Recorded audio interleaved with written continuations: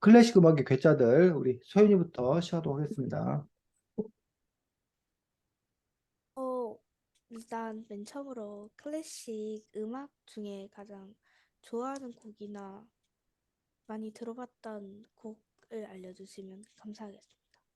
저는 어, 일단 피아노를 좋아해서 클래식을 많이 쳐봐가지고 그 피아노를 좋아해서 피아노로 클래식을 많이 쳤는데 그 클래식으로 쳤던 피아노로 쳤던 클래식 곡들이 정말 좋아하는 것 같아요. 터킹 진곡이나 아니면 파사칼리아 이런 거를 좋아합니다. 다음 하랑님 말씀해 주세요. 충곡이 가장 재밌었던 걸로 기억합니다. 되게 특이한 음이랑 클래식 쪽은 되게 특이하기도 하고, 음의 흐름도 재미있어서 되게 인상 깊게 들었던 노래인 것 같습니다. 누구 하라가? 헝가리 충곡이요. 헝가리 중고. 저 다음 해나님 말해 주세요. 저는 그 드보르작의 신세계로부터라는 곡을 제일 좋아하는데 왜냐하면 되게 웅장하고 탁 트이는 그런 시원한 느낌이 들어서 되게 자주 듣고 있는 것 같아요.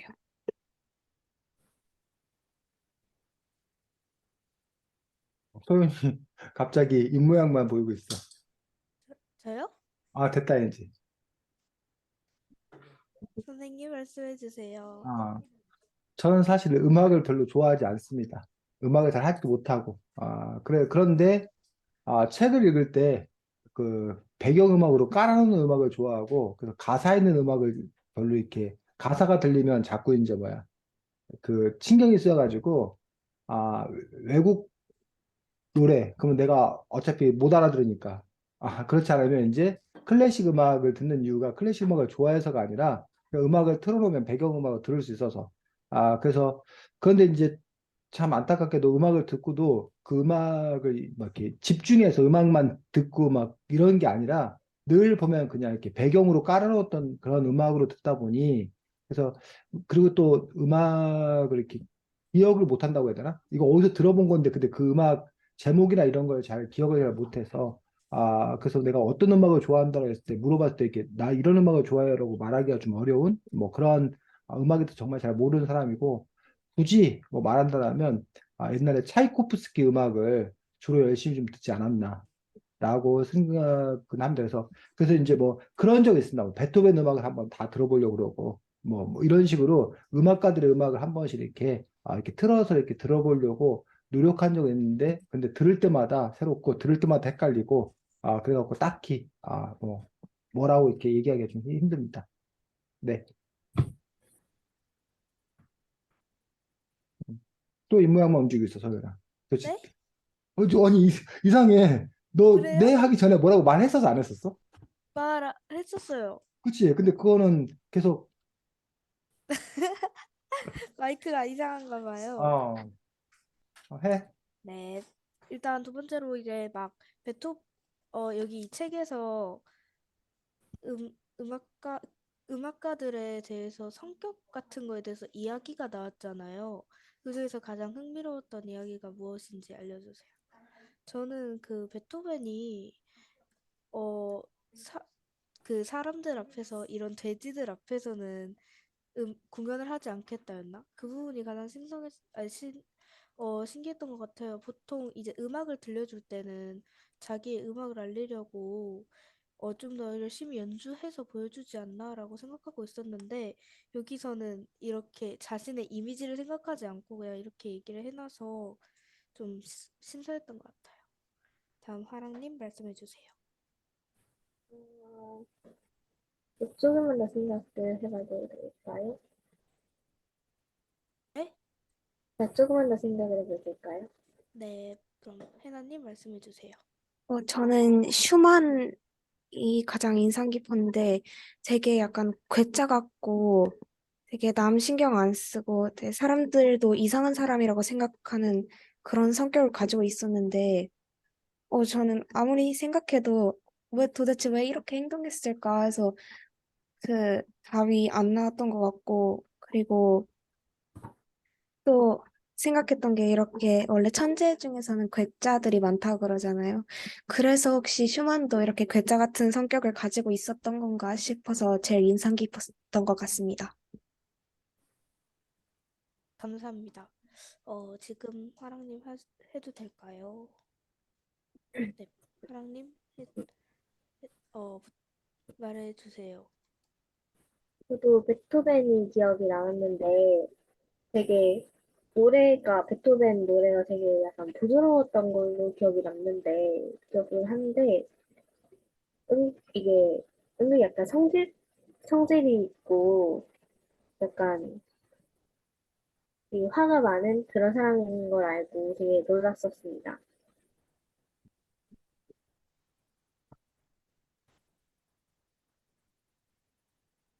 다음 선생님 말씀해주세요. 네, 저는 뭐 이 작품들을 보면서 어쨌든 뭐 상대적으로 바흐, 모차르트, 베토벤 같은 경우는 다른 전기문이나 뭐 이런 걸 통해서 이렇게 접한 부분들이 있었는데 비해서 슈만이나 브람스, 뭐 스트라빈스키 같은 경우는 사실은 이렇게 따로 전기문을 읽은 적이 없어가지고 그들의 생애를 읽는 것들에 좀 이렇게 흥미롭고 특히 이제 로베르트 슈만과 요하네스 브람스 같은 경우에 뭐 스승과 제자의 관계이기도 한데 또 이렇게 보면은 무슨 둘이 무슨 삼각관계 비슷하게 이상한 로맨스가 형성돼가지고 이건 또 뭐지? 라고 해서 어쨌든 그럼에도 불구하고 이렇게 이른바 막장 드라마가 재밌듯이 그런 약간의 그런 막장적 요소가 있어가지고 흥미가 있었던 부분이 있고 그리고 이 책 그 스티븐 이셜리스라는 이 작가의 성향이 그런지 이 작가는 어쩜 이렇게 이 음악가들의 돈 얘기를 열심히 파헤치는지 그래서 그 부분들에 있어서 어, 돈 얘기를 하는 것들이 어떻게 보면 너무 좀 이렇게 그 뭐라고 해야 되나 민망하다고 해야 되나 뭐 그런 느낌도 좀 있었고 또 한편에서는 그래 음악가들이라고 해서 별반 다를 바 없지 그들도 어차피 똑같이 먹고 사는 거 고민하고 걱정할 수밖에 없는 거지라는 어떤 그런 사실들을 좀 이렇게 확인했다고 해야 되나 어쨌든 우리가 좀 이렇게 신비롭게 그리고 좀 이렇게 대단하다고 생각했던 어떤 그들 그러니까 좀 이렇게 저 우리가 흔히 그 말하는 뭐 이렇게 막 아이돌이나 아니면 뭐 이렇게 막 진짜 미모의 탤런트는 화장실도 안 갈 것 같고 라고 그런 환상을 품는데 사실은 그들도 똑같은 우리와 똑같은 사람일 수밖에 없다라는 뭐 그런 느낌으로 확인했다고 해야 되나? 뭐 그렇습니다. 네, 감사합니다. 저는 여기서 마치겠습니다. 네, 수고했습니다. 자, 해나야, 어떤 느낌인지 알겠어? 네. 저렇게 이제 이 책에서 자기가 이런 이야기를 좀 이렇게 나눠보고 싶은 것들, 뭐 이런 것들을 갖고 자기가 진행하면 됩니다. 하랑이 진행하겠습니다. 이 책을 읽으면서 내 주변에 있으면은 정말 불편할 것 같다라는 느낌이 들던 음악가가 있었나요? 서윤님, 질문을 못 들었어요. 한 번만 다시. 내 주변에 있으면 정말 약간 불쾌할 것 같거나 아니면은 좀 불편할 것 같다는 생각이 들던 음악가가 있었나요? 이게 전반적으로 다 불편할 거라고 생각했어요. 이게 솔직히 이게 이 책부터 처음부터 괴짜라고 한 것부터가 일단 성격도 이제 뭔가 부드럽거나 이런 같이 살기에 이제 편안한 성격은 아니잖아요. 그래서 딱히 그냥 저는 혼자 살겠습니다.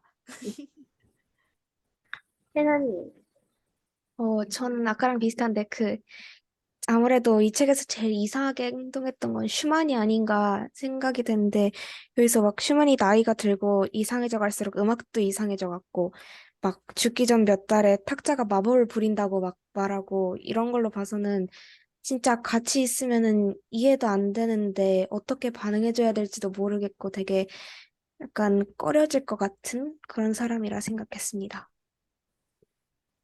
저도 슈만이 가장 힘들 것 같았는데, 공상과 현실 분리하다라는 저의 그런 철칙이나 가치관 같은 생각이 너무 반대되고, 그리고 평소에도 너무 공상을 자주 하고, 그리고 그것과 현실을 제대로 구별을 제대로 못하는 걸 보니까 살짝 같이 쓰면 되게 내가 불쾌할 것 같다는 느낌이 많이 들 것 같았습니다. 선생님은요? 네, 저는 그 스트라빈스키도 만만한 성격이 아니라고 생각합니다. 아주 까칠한 성격 아닌가라고 생각이 들어서 스트라빈스키 같은 사람 옆에 있으면 그것도 무척 힘들겠다. 그리고 아까 뭐 브람스 같은 경우는 아니, 슈만 같은 경우는 뭐 마지막에는 거의 뭐 이런 말을 해도 되는지 모르겠지만 이렇게 정신적으로 좀 이렇게 문제가 있어서 그분은 병원에 가셔야 되는 거 아닌가 싶어서 이렇게 곁에 있을 이유가 없다고 생각이 들고 그리고 어쨌든 그 사람은 그 환자니까라고 좀 이렇게 이해가 되는 뭐 그런 측면이 있다라면 이 스트라빈스키 같은 경우는 성격적으로 너무 이렇게 자기중심적이고 독단적이라고 해야 되나? 이 책에 보여진 어떤 그런 모습들은 그러다 보면 그런 사람도 옆에 있으면 아마 이렇게 많이 주눅들지 않을까. 그래서 많이 불편할 거라고 생각합니다. 모차르트랑 콘스탄타의 결혼이 나오는데 이 결혼에 대해 어떻게 생각하시나요? 하나님, 어, 잠깐만, 질문 한 번만 다시 말씀해 주실 수 있을까요? 모차르트와 콘스탄트의 결혼이 나오게 됐는데 이 모차르트랑 콘스탄트의 결혼에 대해 어떻게 생각하시나요? 자, 그 얘기를 좀 더 하자면 책 62쪽에 나오는 거고 여러분 혹시 기억이 안 날까 봐. 모차르트가 먼저 좋아했던 사람은 누구라는 거야?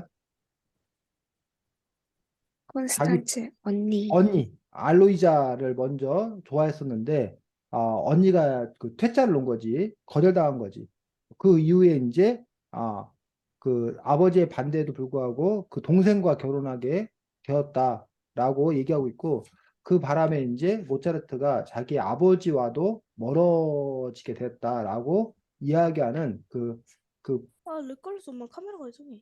결혼에 얽힌 그런 어쨌든 좀 이렇게 문제가 좀 이렇게 있었던 거지 두 가지 문제 하나는 어떻게 자기가 좋아하던 사람의 여동생과 결혼하냐라는 부분에 문제가 하나 있었던 거고 또 하나는 어쨌든 자기 아버지의 반대에도 불구하고 결혼하는 그 부분에 대해서 그거에 대해서 어떻게 생각하는지를 묻는 문제입니다. 아랑이 맞아? 어, 네. 아니면 네 질문에 의도가 또 있으면 얘기할 것 같고. 소연아 괜찮아. 그냥 참여하면 돼. 마이크만 켜고. 음.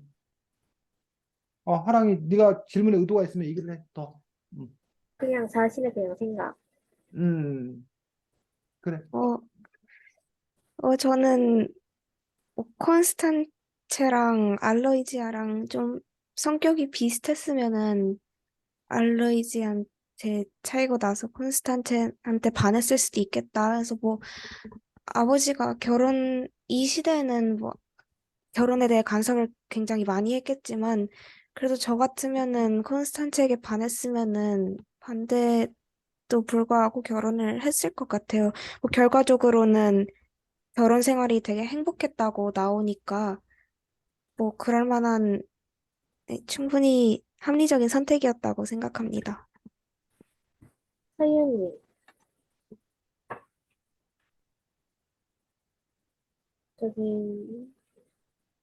응? 하랑이 뭐라고? 서윤이, 음. 지금 음, 서윤이가 해나가 말했어? 네. 그래. 서윤아, 저 들려요, 응, 쌤? 들려. 저 지금 아까 질문을 못 들어가지고 선생님 설명한 것도 못 들었어? 네, 이거 나가져가지고 막 그랬구나.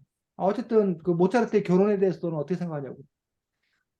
저는 괜찮다고 생각하는데 이제 일단 결과적으로 행복하게 살았다고 했으니까 일단 행복하니까 괜찮다고 생각합니다.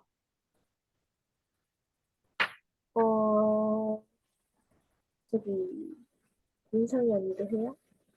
늦게 음, 들어와서 못 들었을 것 같은데. 네. 질문이 뭐였어요, 혹시? 음. 모차르트의 결혼에 대해서 어떻게 생각하냐고. 모차르트의 결혼. 책 저는 66편이거든. 일단은 솔직히 말해서 저는 모차르트의 그 결혼 생활이라는 거에 대해서는 솔직히 약간 충격이 좀 많았어요. 결혼을 한 다음에 아이를 그냥 유모 같은 사람한테 맡기고 막 여행을 하고 갔다 온다든가 여러 가지 그런 결혼 생활 자체에 대해서는 굉장히 비판을 하고 싶고요. 아, 약간 그 아이에 대한 부분에서는 약간의 문제가 있지 않았나 싶었습니다.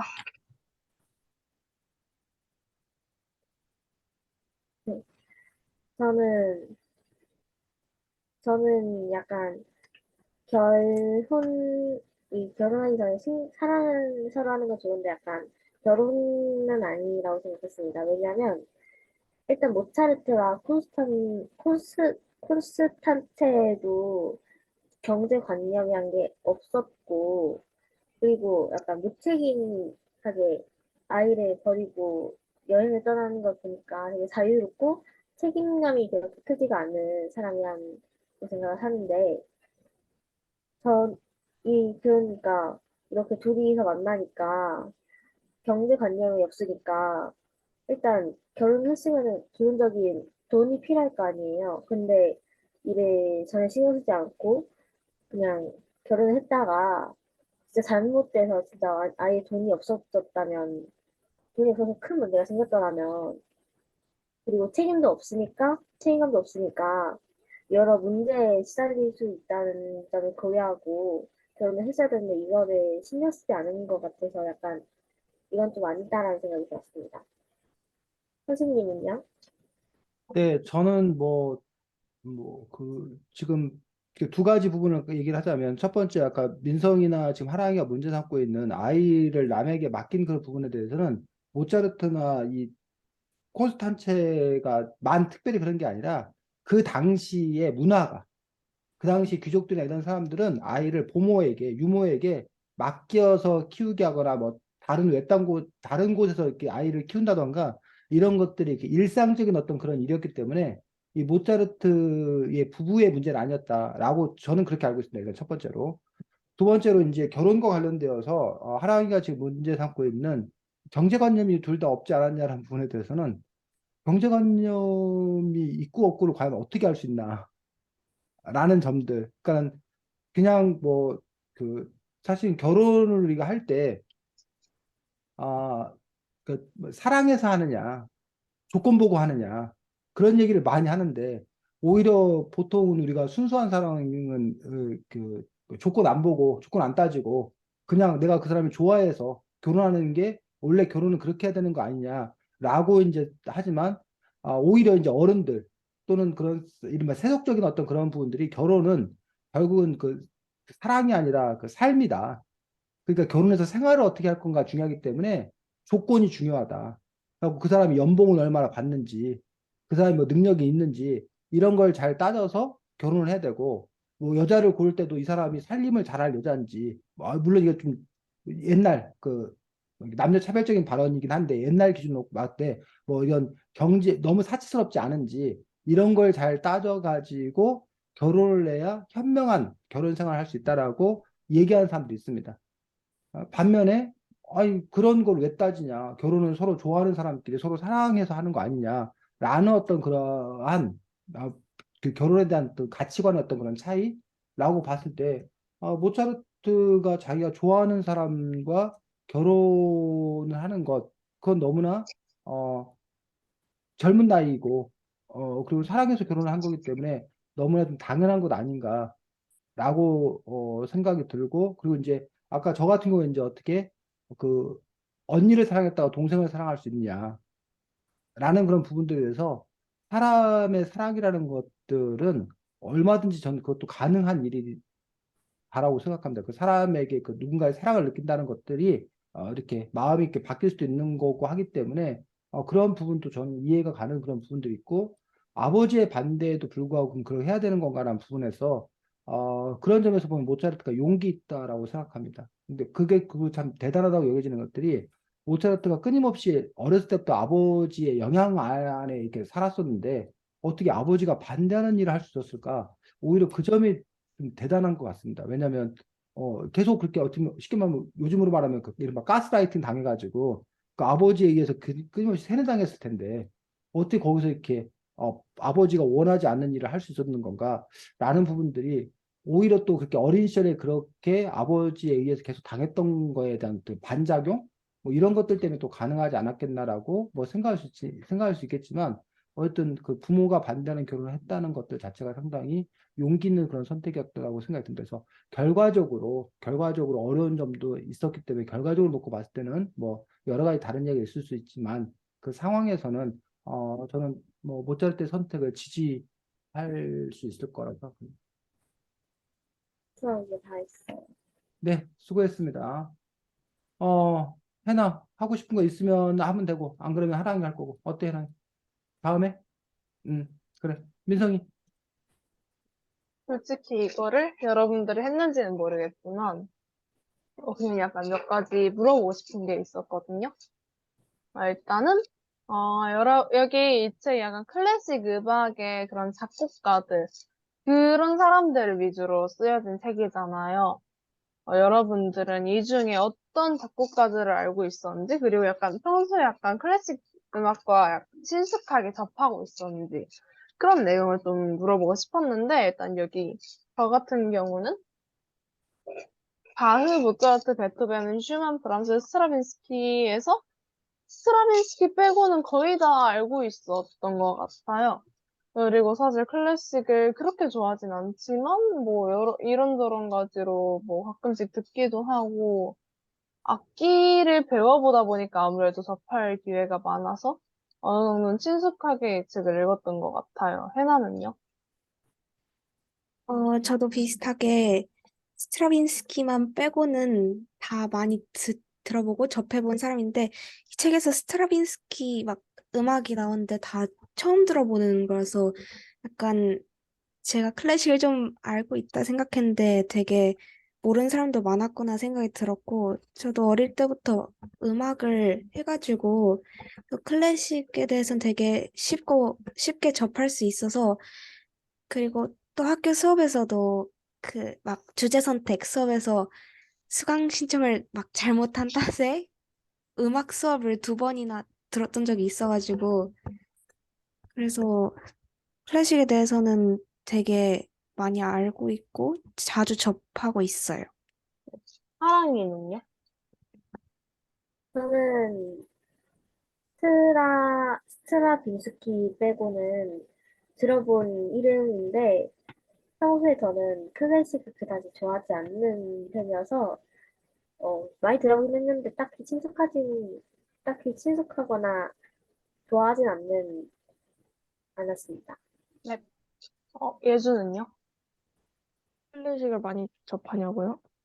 약간 이 책에서 이 여러 가지 작곡가들의 그런 내용들이 나왔는데, 이 중에서 약간 어떤 작곡가들을 알고 있었고, 평소에 약간 클래식과 약간 좋아하냐? 약간 친숙하냐? 그런 거요. 저는 저 스트라빈스키 말고는 다 들어본 적이 있고 친숙한 그 작곡가들이었고 제가 그 피아노 학원을 그 지금까지 다니고 있다 보니까 클래식을 접하는 일이 치는 일이 많아서 그 다른 친구들보다는 클래식에 조금 더 친숙한 것 같습니다. 네, 다음으로 서윤이는요? 스트라빈스키 빼고는 다 알고 있던 작곡가이고요. 저도 예주님과 같이 피아노 학원을 지금까지 다니고 있어서 클래식을 잘 알고 있다고 생각합니다. 네, 쌤은요? 네, 저는 뭐 아까 말씀드렸듯이 음악을 그냥 배경으로만 여기는 그런 사람이고, 다만 뭐 이렇게 저는 책으로, 음악으로가 아니라 책으로 바흐, 모차르트, 베토벤은 접해봤고, 유인전, 전기문을 통해서. 반면에 슈만, 브람스, 뭐 스트라빈스키는 책으로는 접해보지 않았고 그냥 이름 정도만 이렇게 알고 있는 그런 사람들이었습니다. 네. 네, 다음으로는요, 이게 굉장히 개인적으로 좀 여러분들은 여기 있는 걸 어떻게 생각하냐에 대해서 좀 여쭤보고 싶은 게 있었는데요. 111페이지에 누가 비올라 연주자가 되고 싶겠어라는 부분이 있는데, 이제 비올라를 좀 멍청하다라는 듯의 부당한 놀림을 받았다고 하는데, 바이올린을 살라고 왔는데요 하는데, 거기가 막 음식점이라고 하고, 그런 내용들이 있었다고 하잖아요. 이 베토벤이 있는 시대에. 이런 거에 대해서 어떻게 생각하는지 여쭤보고 싶었는데, 우선 저는요, 사실 이 내용을 보고 굉장히 황당했던 게 일단은 저는 사실 바이올린을 오래 배우긴 했지만 학교에서 모종의 이유가 있어가지고 좀 비올라로 학교에서 쓰게 됐는데 사실 막 비올라가 멍청하다라는 이런 시선 자체가 굉장히 제가 비올라를 지금 하고 있어서 그런가는 몰라도 굉장히 웃기다는 생각도 들었고 좀 뭐랄까 비올라 연주자와 비올라 자체가 그렇게 낮게 비교가 되는 그런 게 굉장히 마음에 안 들었던 것 같아요. 해나는요? 저는 여기서 사람들이 왜 막 멍청하다는지 그냥 조금 추측을 해보자면은 바이올린은 확실히 높은 소리고 첼로 같은 경우나 컨트라베이스는 확실히 낮은 소리잖아요. 근데 비올라는 약간 딱 중간에서 낮은 소리와 적당히 높은 음을 이렇게 같이 가지고 있는데 이래서 조금 애매하게 생각을 하는 사람들도 있었을 아, 거라고 생각하고 근데 저는 비올라가 되게 다양한 음색을 낼 수 있어서 굉장히 매력적인 악기라고 생각을 해서 여기에서 나오는 농담이나 사람들이 비올라를 싫어했다는 게 지금으로서는 조금 이해가 안 되는 부분인 것 같습니다. 다음으로 하랑이는요? 저도 딱 왜 비올라를 그렇게 싫어하는지에 대해서 이해가 잘 되지 않았고, 그리고 비올라 소리 좋은데 왜 이렇게까지 할까라는 궁금증이 들었습니다. 네. 다음으로 예주는요? 저도 혜나님과 같이 그 바이올린이 높은 음역대도 아니고 저음역대도 아니라 그 중간에 있는 음역대랑 그 애매한 사이즈의 크기이기 때문에 그런 멍청하다는 소리를 듣는 것 같다고 생각을 했고, 그렇지만 그래도 음악가들인데 그 비올라의 한 소리를 무시하거나 내려보면서 하는 행동은 그다지 좋은 행동은 아니었다고 봅니다. 네. 다음으로 서윤이는요? 서윤아, 네? 너 차례라고. 저 얘기했는데 안 들렸나 봐요.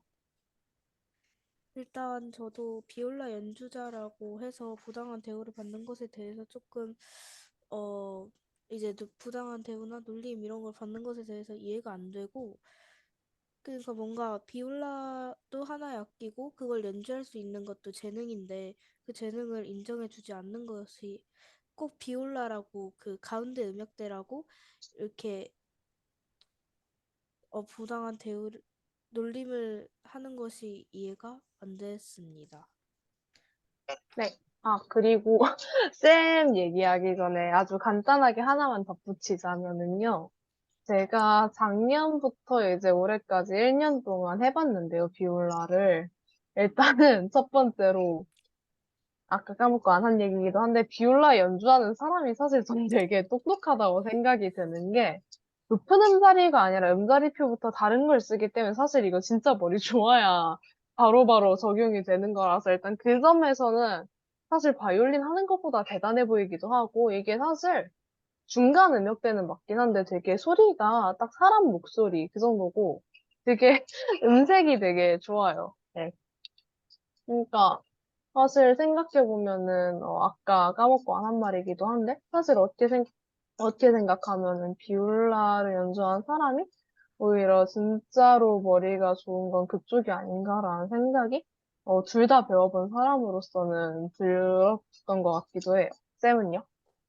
네, 일단은 저는 뭐 이렇게 비올라는 악기, 바이올린을 갖다 놓고 네가 그게 어느 게 바이올린이냐 비올라 아, 구별하라면 구별조차를 큰 못하 게 비올라요. 라고 이제 생각이 들고 그래서 바이올린 음색과 비올라 음색을 지금 여러분들은 뭐 이렇게 구별을 할 수 있는 높은 수준인데 비해서 저는 일단 구별을 아하. 못해서 이 부분을 읽으면서 도대체 이게 그 유머도 뭘 알아야 유머가 되는 건데 이게 도대체 왜 유머지? 라고 이제 고개를 갸우뚱했던 그런 부분들이 있었습니다. 그래서 찾아보니까 좀 여러분이 말한 대로 그 비올라의 특성상 고음은 화려한 선율의 바이올린에 밀리고 또 반면에 저음은 묵직한 첼로에 묻혀서 그러니까 이도 저도 아닌 상태의 어떤 그런 악기 어정쩡한 그래서 이제 개성이 없는 뭐 이런 부분들 때문에 비올라가 제대로 대접을 받지 못하는 그런 시대적 사회적 분위기가 있었다라고 그 이야기를 하고 있는 것도 볼 수가 있습니다. 그래서 실제로 놓고 보면 이건 비올라뿐만이 아니라 다른 그 개그맨이나 이런 걸 놓고 보면 말을 재밌게 하거나 아니면 이렇게 몸 개그를 잘하거나 아니면 아주 뭐 이렇게 못생겨갖고 무슨 뭐 이렇게 얼굴 무슨 개그를 하거나 뭐 이런 식으로 자기 개성이 분명한 그런 사람도 오히려 각광을 받는데 이렇게 좀 이렇게 그 포지션이 좀 이렇게 애매한 얼굴로 웃기는 것도 아니고 그렇다고 그 사람이 뭐 말로 막 웃기는 것도 아니고 뭐 이렇게 포지션이 애매한 어떤 그런 사람들 같은 경우가 이렇게 그 깔아주는 그 역할만 하지 자기가 튀는 주연으로서 하는 어떤 그런 부분들이 힘든 어떤 그런 것들과 비슷한 어떤 그런 선상에 있는 것 아닌가라는 어떤 그런 정도로 이해가 됐던 그런 부분들이 좀 있고 근데 여러분들이 여기서 이제 좀 구별해야 될 것들이 이 책의 저자 이 스티븐 누구야 이설리스 스티븐 이설리스. 스티븐 이설리스의 입장은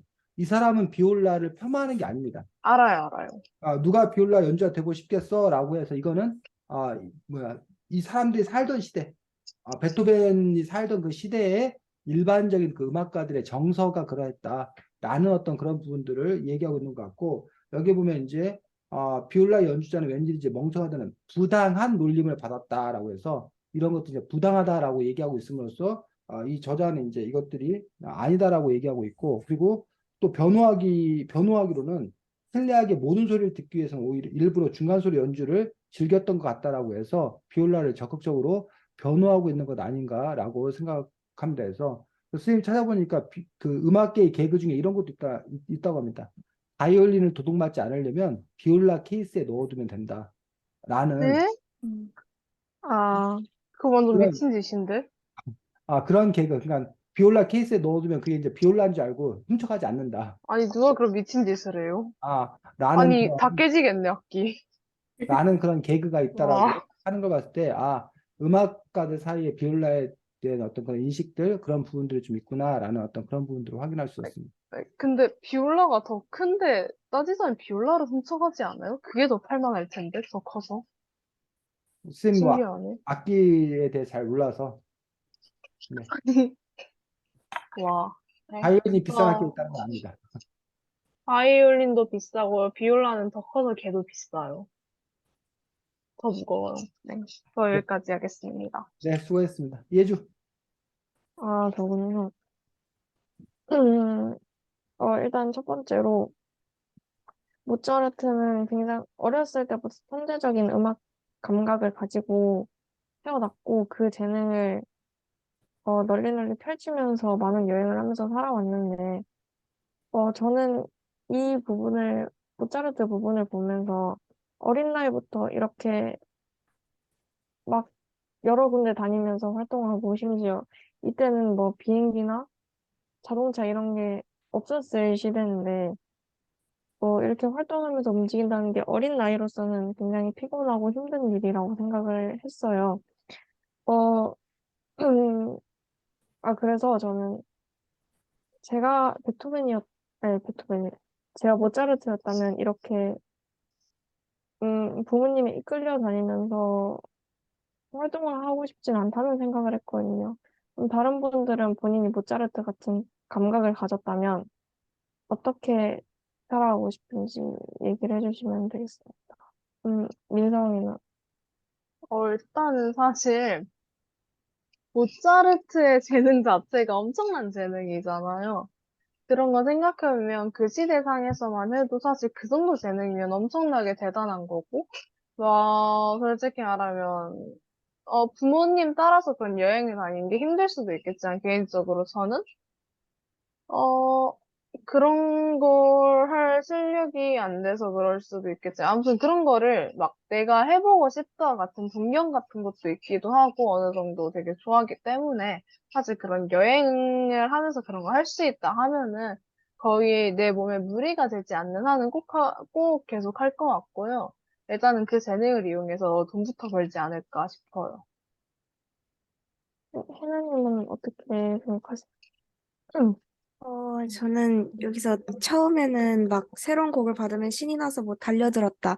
아니면은 이 너무 작은 도시라서 이 소년이 꿈을 펼칠 기회가 없어서 이렇게 큰 도시에 가서 막 공연도 하고 이랬다고 나오는데 이때까지는 모차르트가 되게 이런 생활을 즐겼던 것 같아요. 되게 음악 자체를 좋아하고 근데 이 뒤에 그렇게 많은 시간 동안 음악 활동을 하는 게 힘들다. 그래서 작곡가 연주에 밤낮 없이 매달렸으니까 저도 약간 민성이처럼 내 몸에 무리가 가지 않을 정도, 내가 딱 음악이 즐거울 정도로만 내 재능을 알리고 이 이상은 모차르트도 부모님이 시켜서 이렇게 다닌 것도 있으니까 이렇게 무리해서 시키는 것은 좀 잘못된 거 아닌가 해서 내가 즐길 수 있는 정도만 할 것 같습니다. 하랑님은 어떻게 생각하시나요? 저도 일단 제가 즐길 수 있는 한에서 여기저기 여행 다니면서 공연을 할 것 같고요. 그리고 이 시대가 어떤 시대였는지 모르겠지만, 만약 우리 시대랑 비슷한다고 한다면, 일단 돈을 벌기 위해서, 그래서 여기저기에, 그 뭐라고 해야 되지?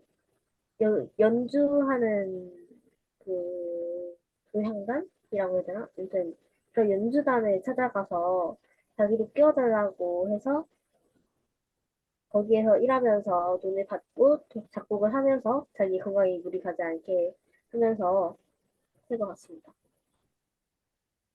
서현님은 뭔가요? 서윤아? 네? 음, 말 들리죠? 음. 일단 저는 이 재능을 있다고 알면은 일단 부모님께 그 모차르트의 부모님께서 독립하고 일단 이 재능 가지고 나와가지고 이 재능 가지고 저 혼자 먹고 살 것 같아요. 그러니까 왜냐하면은 부모님이 가스라이팅하고 말했는데 저는 이 이거를 당해주고 있으면은 제가 너무 힘드니까 그냥 제가 나와가지고 제 힘으로 독립해서 살 것 같습니다. 네, 선생님은 어떻게 생각하시나요? 저는 당시의 상황을 놓고 봤을 때 모차르트 부모나 모차르트의 선택이 나쁘지 않았다라고 저는 생각을 합니다. 그 모차르트가 어쨌든 자기 어떤 그런 재능이 있었고 그걸 펼칠 수 있는 그런 기회 그리고 그 아버지는 끊임없이 더 큰 무대, 더 좋은 곳에 가서 모차르트 이름을 떨치게 하려고 하는 어떤 그런 분이 있었기 때문에 그런 점에서 어쨌든 뭐 이렇게 시도한 거다. 그리고 모차르트도 그런 거를 이렇게 즐기고 그런 과정에서 더 이제 실력이 크지 않았을까라고 생각이 들고 다만 이제 그 모차르트 아버지에게 아쉬운 점 또 모차르트 본인에게 아쉬운 점은 본인이 그렇게 음악만을 이렇게 하다 보니까 다른 공부, 그러니까 사람들과 관계를 어떻게 해야 되는 건가, 뭐 돈 관리를 어떻게 되는 건가, 이런 부분에서 훈련받지 못한 것 아닌가. 그러다 보니까 그냥 음악만 잘하는 사람, 그 외에는 관리가 안 되는 어떤 그런 사람으로 산 것 아닌 건가라고 생각이 들어서 그 재능이 있었을 때 그 재능을 옆에서 잘 이렇게 뒷받침해주는 그런 매니저 역할을 누가 그 아버지면 아버지 아니면 누군가 끊임없이 해주는 그런 사람이 있었더라면 좋았을 걸. 안 그러면 최소한 자기 자신이 자기 자신의 재능을 바탕으로 또 생활도 해야 되기 때문에 그 두 가지가 좀 잘 맞물려 갔으면 좋았을 거라고 생각이 드는데 어쨌든 또 모차르트가 살았던 시대가 지금과는 또 많이 형편이 다른 어떤 그런 시대였기 때문에 모차르트의 어떤 그런 뭐 천재성을 갖고 있었음에도 불구하고 그 또 그 삶이라는 것 자체하고는 좀 이렇게 동떨어진 어떤 그런 삶을 살 수밖에 없지 않았나라고 생각이 들고 여러분들의 이야기를 들으면서 좀 이해가 안 됐던 것들은 모차르트는 이게 그 취미가 아니라 직업인데 과연 그걸 즐기면서 할 수 있을까? 라고 해서 취미만 즐기면서 내가 여기까지만 할 거야. 라고 이렇게 할 수 있지만 이건 직업이기 때문에 그럴 수 없다라고 생각이 들고 또 한 가지 이 책을 보면 이제 모차르트하고 베토벤하고 다른 점이 그러니까 모차르트하고 베토벤 이제 그 모차르트가 나이가 좀 더 많고 베토벤이 이제 어린데 그 모차르트와 베토벤의 시대가 확실히 달라진 게 있는데 음악가로서의 삶에서 놓고 보면 어떤 점이 달라진 거야? 모차르트 이전과 모차르트 이후로 달라진 게. 아니, 베토벤 이후로 달라진 게.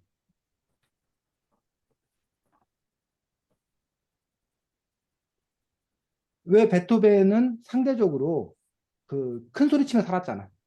귀족들한테. 근데 모차르트는 늘 그 대주교한테 날 제발 풀어주세요. 라던가 뭐 이렇게 뭐 어떻게 해주세요라고 사정을 해야 됐잖아. 그 차이가 뭔가. 그러니까 음, 연주가에 대한 대우 자체가 음. 모차르트 때는 좀 많이 낮은 그런 식이었는데 베토벤부터는 이제 좀 더 높게 대우받았다. 그럴 수 있었던 이유가 뭐냐고. 그 차이가. 왜 음, 모차르트는 쉽게 말하면 노예계약이야, 노예계약. 좋게 아, 말하면 전속계약이야. 거기에 속해서 월급을 받고 그러니까 직업 음악가인 거야. 쉽게 말하면 공무원이가 공무원. 그래서 그 주교 밑에서 아니면 그 귀족 밑에서 그 사람을 위한 전속 음악가로서 음악을 해주고 대신 이제 뭘 받는 거야? 월급을 안정적으로 받는 거야. 월급이 아니라 약간 어, 자영업으로 돌릴 수 있으니까. 그러면 근데 이제 그 베토벤은 자영업자가 된 거야. 쉽게 말하면. 전속이 아니라 자영업자. 요즘으로 말하면 이런 프리랜서가 된 거야. 근데 왜 베토벤은 프리랜서 활동을 할 수 있는데 왜 모차르트는 프리랜서 활동을 할 수가 없었냐고. 그 차이가 뭐냐고. 음, 하랑이 뭐? 사회 인식? 사회 인식? 사회 인식이 왜 갑자기 달라졌어 그러면? 그 몇십 년 사이에? 불과 몇십 년 사이에? 그 부분에서 가장 큰 영향은 바로 부르주아의 성장이에요. 그러니까 여러분들이 그 이른바 귀족 계급들은 땅을 기반으로 지주들 이런 사람들만 부자였다는 얘기야. 그래서 그런 사람들만 돈이 있기 때문에 예술이나 이런 거는 그런 사람들만이 누릴 수 있었어. 일반 서민들은 일반 그 시민들은 음악을 돈 내고 즐길 수가 없었다고. 왜? 돈이 없어서. 그런데 어, 그 베토벤 시대에 일어서면서 이른바 시민계급, 부르주아 시민계급들이 성장해서 장사해서 돈 많이 버는 사람이 생긴 거야. 그러니까 이 사람들이 자기들도 이제 뭐 할 수 있는 거야? 돈을 내고 음악을 즐길 수 있게 된 거야. 이 책에도 나오는데 뭐가 나오냐면 악보를 써서 그 악보를 팔아서 돈을 벌 수 있게 됐다는 얘기가 나오는 대목 있는 거 기억나 혹시? 책에서? 그러니까 더 이상 그러니까 뭐 할 필요가 없는 거야. 귀족들한테 손 벌릴 필요가 없는 거야. 자기가 악보를 팔아서도 먹고 살 수 있는 시대가 된 거예요. 또는 뭘 열어서? 연주회를 열어서. 연주회를 열어서 그 사람들한테 티켓을 팔아가지고 그 티켓 값을 바탕으로 먹고 살 수 있는 시대가 된 거야. 그러니까 어느 한 귀족에게 굳이 뭐해? 속해 있지 않아도 되는 어떤 그런 시대. 그러니까 음악의 상품화, 음악의 상업화가 이루어진 거야. 어느 시대에? 베토벤 시대에. 베토벤이 살았던 시대에. 근데 모차르트가 살았던 시대에는 그 음악을 소비해 줄 수 있는 사람이 누구밖에 없었다는 거야? 귀족. 귀족들밖에 없었다는 거야. 그러니까 그 귀족들에게 잘 보이지 않으면 자기가 음악을 만들어도 그거를 판매할 수 있는 어떤 그런 부분들이 없는 어떤 그런 부분이 된 거지. 오늘날 가수들이 아이돌들이 최고의 직업으로 떠올 수 있는 이유는 뭐야? 소비자, 모든 사람들이 즐겨. 어? 소비자가 모든 사람들이 아이돌 문화를 즐겨서. 그렇지. 요즘은 여러분들이 다 소비자잖아. 그리고 요즘에 특히 아이돌들이 더 인기가 있는 이유가 뭐냐면 아이돌들의 팬이 주로 누구야? 아이돌들의 팬, 어? 너네들이잖아, 너네. 10대, 20대잖아. 근데 10대, 20대들이 어쨌든 간에 그걸 뭐야? 소비를 한다는 얘기야. 여러분들이 어쨌든 뭐 여러분이 돈을 벌지 않지만 어쨌든 여러분 부모님 돈을 이용해서 뭐 하든 여러분들이 소비를 하고 근데 여러분들 그 음악을 가장 많이 듣고 음악을 가장 많이 소비하는 10대, 20대들이 좋아하는 아이돌들이 가장 뭐라는 거야? 영향력 있는 어떤 그런 집단이 된 거지. 근데 최근 들어서 그 판세가 좀 바뀌었어. 최근 들어서 이제 오히려 지금 요즘 우리나라에서 가장 그 잘 나가는 음악가들 누구야? 대중음악가들. 장르로 치면. 트로트. 트로트 가수들이 요즘에 대박을 치고 있는 거야. 그 이유들이 뭔지 알아, 혹시? 아, 그 할머니, 할아버지들이 돈이 있으니까. 돈 많은 50대, 60대 이상의 그런 사람들이 자기를 위해서 돈을 쓰기 시작한 거야. 옛날에는 먹고 살기 바빠가지고 자기를 위해 돈을 소비하지 않았어. 돈을 쓸 수가 없었어. 자식들 먹여 살리는 게 우선이었다는 얘기야. 그러다가 자식들한테는 돈을 주면서도 자기는 소비하지 않은 거야. 근데 요즘 여러분 엄마 아빠들 또는 여러분 할머니 할아버지들은 이제 어느 정도 여유가 있다 보니까 뭐 한다는 거야? 자기 자신을 위해 소비를 해. 그러다 보니까 이제 자기 자신이 좋은 음악가한테 기꺼이 뭐 하는 거야? 음반을 사고, 그 다음에 조공을 바치고, 뭐 콘서트에도 갈 수 있고, 게다가 여러분 할머니 할아버지가 돈이 뭐예요? 훨씬 많잖아. 그러니까 시장이 더 커진 거야. 오히려 트로트 시장이. 이런 부분들. 그래서 음악이 음악으로서만 존재하는 것이 아니라 동시에 이런 뭐 시장과 함께 움직인다는 거예요.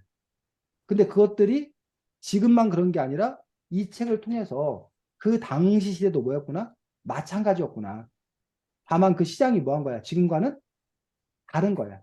그 음악이 소비되는 형태가 다른 거야. 그래서 여러분들 혹시 그 한국사 배우면서 왜 하필 조선 후기 들어서 갑자기 서민 문학이 발달하고 뭐 그 뭐야 그 민화 같은 그런 장르가 생겨나고 그 전까지는 민화나 이런 장르가 없고 사군자화나 이런 거밖에 없었거든.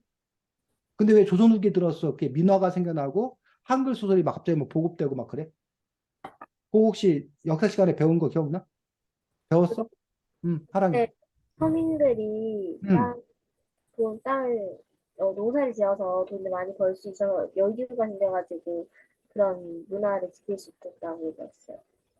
거기 이제 두 가지 커다랗게 요인을 꼽는 것들이 지금 말한 대로 그때 이제 이른바 그 모내기법, 이양법 이것들이 전국에 확대되면서 생산량이 늘어난 거예요. 그러면서 농부들이 좀 이렇게 좀 부자 농부들이 생겨날 수 있었고 또 하나가 이제 그 전까지는 그 상업을 자유롭게 허용해 주지 않았어. 그 물건을 만들어도 나라에 필요한 물건만 만들려고 그랬었는데 조선 후기 들어오면서 너가 나라에다 10개 바칠 거 있으면 나라에다 10개 바치고 네가 만약에 20개 만들었으면 나머지 10개는 네 마음대로 하라고 그랬어. 그러니까 이 사람들이 열심히 일해가지고 그 전까지는 어차피 20개를 만들어도 다 나라에다 내야 돼. 그러니까 열심히 만들 이유가 없는 거야. 근데 이제는 자기가 낼 거 내고 나머지는 자기 마음대로 팔 수 있으니까 더 열심히 일해가지고 많은 거를 만들어가지고 팔기 시작했어. 그래가지고 부자가 되는 그런 서민들이 생겨난 거야. 그러니까 신분은 혈통이잖아. 타고난 거잖아. 그건 자기가 바꿀 수가 없는 거야. 근데 뭐는 나중에 돈 벌 수 있는 기회가 생겨난 것들은 혈통과 관계없이 서민인데도 자기가 장사만 잘하면 능력만 뛰어나면 돈을 벌 수 있게 된 거야. 그래서 이른바 돈 버는 그런 서민들이 많이 생겨나면서 이 사람들이 먹고 사는 문제가 해결되니까 그 다음 이제 뭐가 먹고 사는 문제 해결되면 그 다음에 사람들이 관심을 갖는 게 예술이라는 거야. 그래서 우리가 그런 말을 해. 예술도 뭐 해야 된다? 배불러야 예술을 한다. 라는 어떤 그런 말들을 하는 거야. 그래서 옛날에는 예술가들은 다 뭐 하다고 그랬어? 배고프다고 그랬어. 선생님이 여러분 어렸을 때는 예술가를 한다고 그러면 굶어 죽는다. 연극 같은 거 하는, 뭐 지금도 여전히 연극계는 어렵지만 굶어 죽는다고 예술가 하는 걸 말렸다는 얘기야. 근데 오히려 요즘은 예술한다는 거에 대해서 지원해 주는 경우도 많아. 다만 너무 많은 사람들이 갖고 경쟁이 치열해가지고 그 안에서 살아남기가 힘들지. 다만 그 안에서 얼마든지 성공한 어떤 그런 사람들은 음악가로서의 존경뿐만 아니라 부와 명예를 뭐해?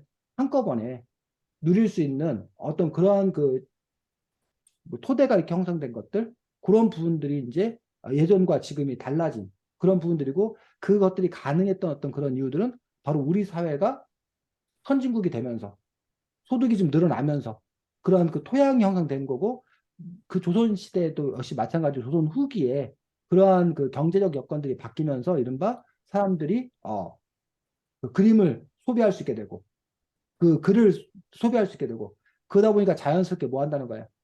그림 그리고 소설 글 쓰고 하는 사람들이 그거 해도 자기가 돈 벌 수 있으니까, 그거 해도 먹고 살 수 있으니까 거기에 뛰어들게 되는 거. 그래서 우리나라가 그 이 어린이 책이 선생님이 여러 번 말했을 때는 어린이 책으로 나오는 게 어떤 그 출판사에 나오는 한 100권짜리 책 이런 거밖에 없었어. 책 전체가. 지금은 어린이 책이 수만 권이 나와. 그럼 왜 그 당시에는 어린이 책이 100권밖에 없는데 지금 왜 수만 권이 나오느냐?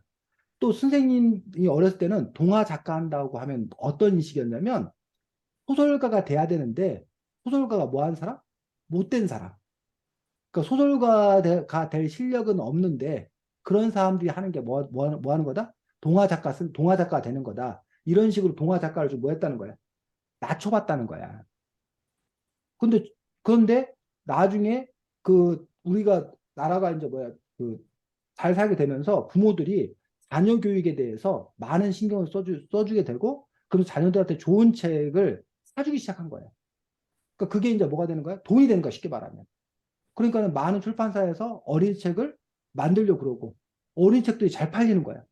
그랬더니 어린 책을 잘 팔리고 오히려 어린 책이 안 팔리니까 어린 책을 판매하는 그곳에 많은 우수한 사람들이 동화를 쓰는 거야. 그러다 동화를 쓰니까 동화의 작품들의 수준이 뭐 해주고? 높아지고. 동화 작품 수준이 높아지니까 그 시장이 더 뭐 해주고? 커지고. 이런 것들이 계속 되풀이되는 거야.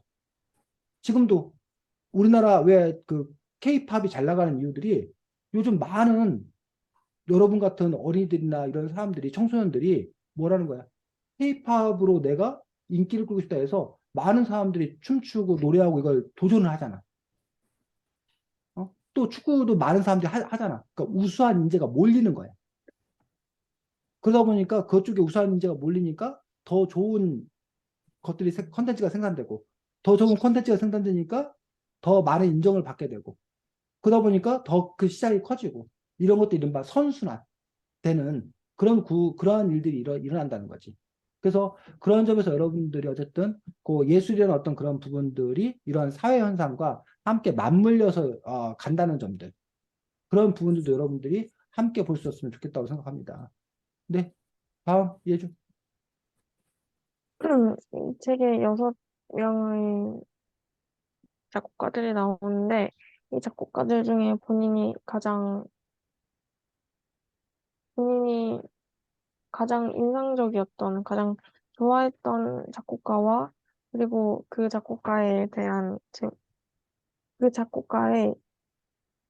이야기 중에서 가장 인상 깊은 얘기를, 얘기해보고 싶었는데요. 저는 일단 그 요한 바흐가 가장 인상이 깊었던 게, 사실 그냥 이 책을 읽기 전에 접했던 바흐는 악보로만 악보로만 보다 보니까 되게 곡이 딱딱하고 그래가지고 별로 바흐 곡을 그닥 좋아하지 않았는데 바흐가 그 음악에 대한 열정이 되게 뛰어나고 그래서 다른 사람이 연주를 하다가 그 연주를 그만 잠깐 중단했다 아니면 애매하게 끝났다 하면은 본인이 달려가서 마무리를 짓는 그 모습이 너무 굉장히 인상적이었습니다. 혜나님은 어떻게 생각하시나요?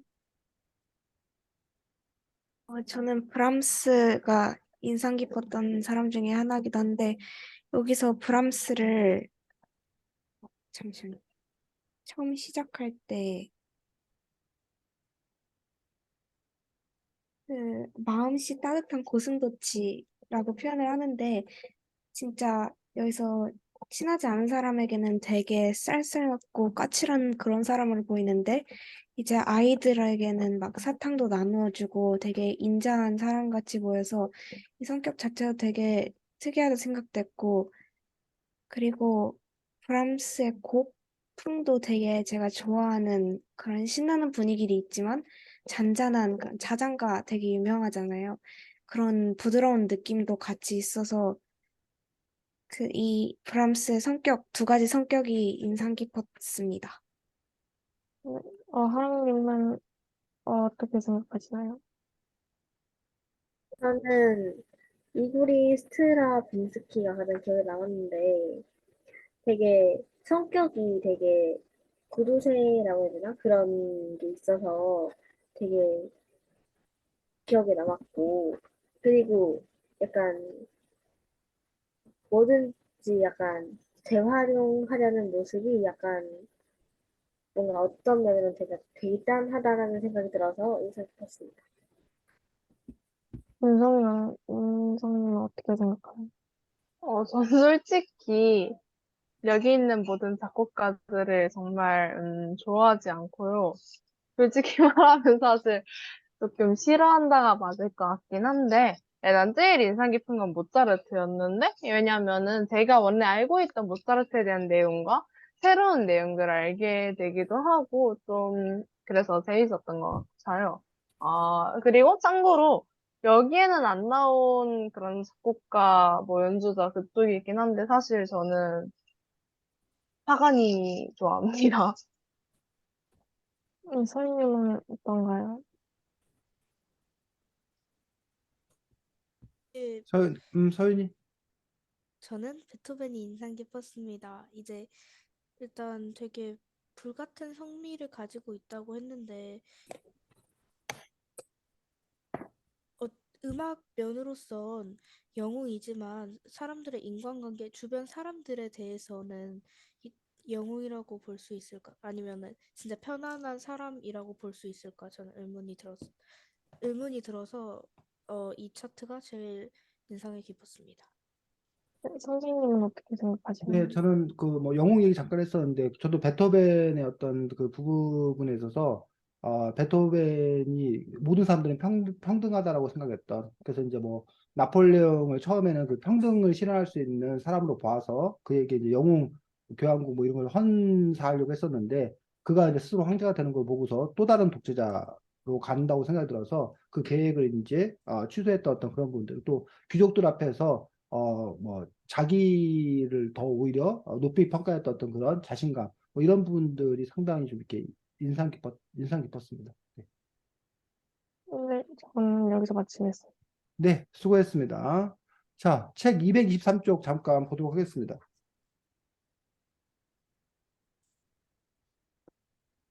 책 223쪽에 보면, 스트라빈스키의 음악에 관한 스트라빈스키의 음악관이 나오는데, 스트라빈스의 음악관은 뭐였다는 거야? 음악은 음악일 뿐?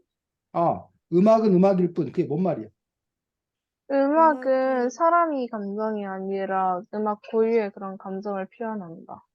아, 음악 고유의 감정을 표현한다는 뜻이고. 그래서 가사의 의미보다라 말의 소리에 더 신경을 썼다라는 것들. 이게 가사의 의미보다 말의 소리에 더 신경 썼다. 이게 무슨 말인지 이해가 가? 그러니까 음. 그 자기 약간 노래 같은 게 있다고 해도 그 노래에 담긴 그런 의미보다는 약간 발음 같은 쪽에 좀 더 신경을 써서 했다? 여러분 어때? 이러한 그 스트라빈스키의 견해에 대해서. 민성이는.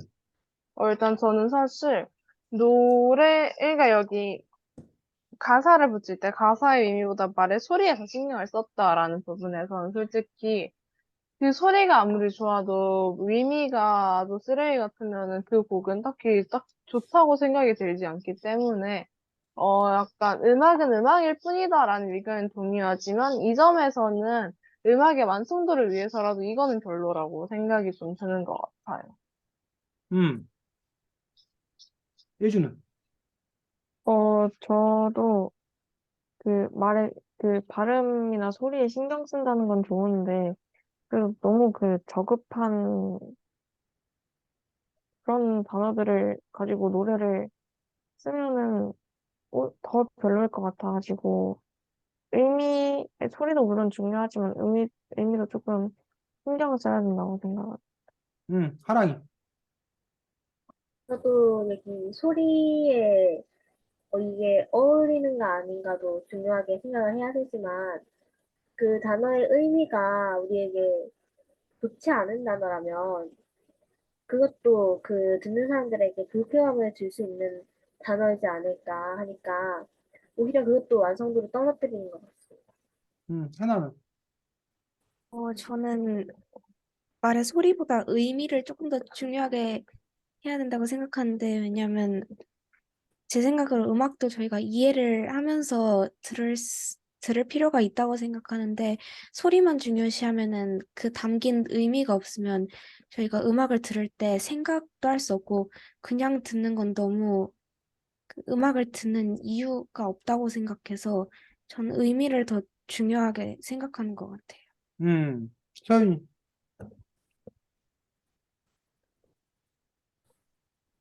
서윤아?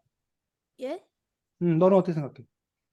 저도 일단 음악 가사나 가사를 되게 중요시 보고 음악을 들을 때 항상 가사를 먼저 찾아보는 경향이 있는데 어 일단 그래서 저는 가사 일단 이 사람의 음 음악은 음악일 뿐에 대해서 동의하기 어렵고 또 아까 민성님이나 예조님이나 말한 것처럼 음악이 이제 아무리 좋다고 해도 가사가 조금 너무 그러면은 너무 안 좋으면은 사람들 다 듣기에 거북할 거라고 생각이 듭니다. 음, 결국은 이제 음악가들도 마찬가지고 뭐 모든 직업이 마찬가지야 사실은. 그 어느 경지에 이르면 도대체 음악이란 무엇인 건가? 선생님 같은 경우도 늘 고민하는 게 교육이란 무엇인가? 우리 가르친다는 건 무엇인가? 뭐 독서란 무엇인 건가?라는 부분에 대한 그 원론적인 어떤 그런 그 궁금증, 의문들 그리고 그거에 따라서 이제 뭐 생각이 중간에 바뀌기도 하고 또 어디에 방점을 찍을 건가? 다 중요한데 또 음악의 그 특성을 살린다는 것들은 결국은 그 소리 그것을 살리는 게 음악의 순수한 본령 아니겠느냐. 그거에 더 방점을 찍을 것이냐. 아니면 여러분들이 말하는 대로 음악이라는 것들이 무언가를 전달하는 도구적인 어떤 그런 부분을 받아들여야 될 것인 건가. 뭐 이런 부분에 따라서 그 사람의 어떤 음악에 대한 철학이 다르고 음악에 대한 철학이 다르면 그것들을 전달하는 방식이라든가 작곡하는 방식이라든가 이런 것들도 달라질 수밖에 없지 않나라고 생각합니다. 170쪽. 아까 선생님이 그 누군가 생각이 안 났었는데 170쪽에 이제 이 브람스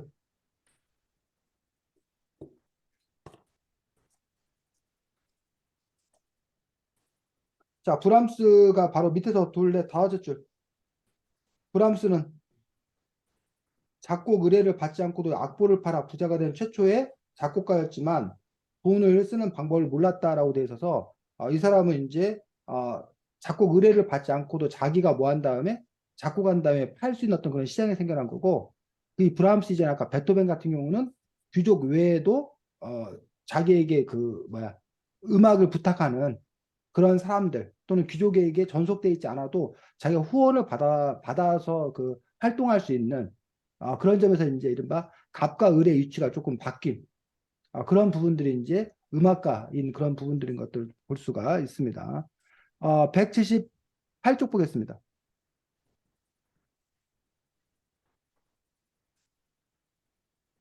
178쪽에 보면 브람스가 아주 재미난 얘기를 해. 거기 넷째 줄 해나가 읽어보겠습니다. 브람스는 과거의 천재들이 좋은 것을 다 써서 자신이 그들의 수준을 따라잡을 수는 없다고 생각했지만 그래도 그들의 작품을 모범으로 삼고자 했다. 배우는데 이보다 더 좋은 방법이 있을까? 브람스는 자기 작품을 대단치 않게 여겼지만 자기와 같은 시대의 작곡가들은 대부분 자기보다도 훨씬 더 형편없다고 생각했다. 브람스의 음악은 이전 시대 음악가들의 생각을 이었다.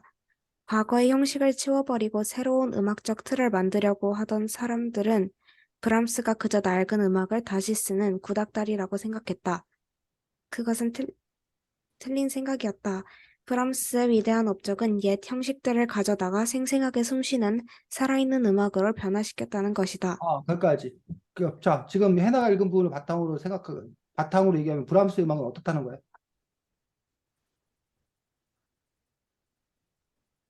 옛날 약간 음, 고전적인? 음.